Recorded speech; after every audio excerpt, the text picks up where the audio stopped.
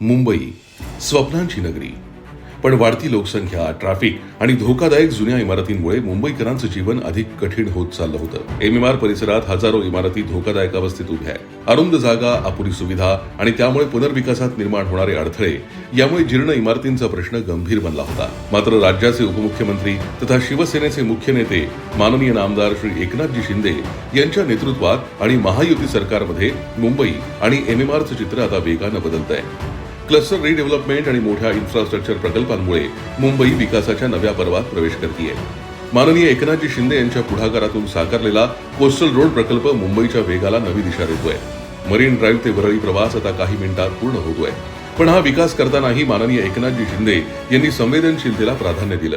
कोळी बांधवांना त्रास होऊ नये म्हणून 2 पिलर्स मधील अंतर वाढवण्यात आलं. केवळ हाच प्रकल्प नाही तर माननीय शिंदे साहेबांच्या नेतृत्वात ठाणे पट्ट्यात होणारं क्लस्टर रिडेव्हलपमेंट, बीडीडी चाळीचा पुनर्विकास, धारावी पुनर्विकास प्रकल्प, मेट्रोच्या 8हून अधिक विविध मार्गिकांचं network, Thane ring road project, Versova Virar sea link सारखे महत्वाकांक्षी प्रकल्प वेगाने पूर्णत्वाकडे जात आहेत. पण पुनर्विकासाचा प्रवास इतका सोपा नव्हता. जमिनीचे वाद, परवानग्यांचा विलंब, कायदेशीर अडथळे, भाड्याचा प्रश्न आणि विविध विभागातील मंजुरींमुळे अनेक प्रकल्प वर्षानुवर्ष रखडले होते. याच अडचणी दूर करत माननीय एकनाथजी शिंदे यांनी निर्णय प्रक्रियेला गती दिली आणि रखडलेल्या प्रकल्पांना पुढे नेण्याचं काम केलं.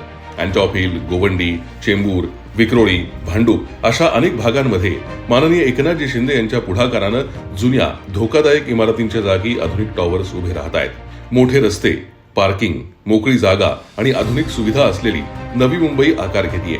या सर्व प्रकल्पांमागे माननीय एकनाथजी शिंदे साहेबांची स्पष्ट भूमिका आहे. मुंबईकरांना मुंबईतच सुरक्षित, सन्मानाचं आणि हक्काचं घर मिळालंच पाहिजे.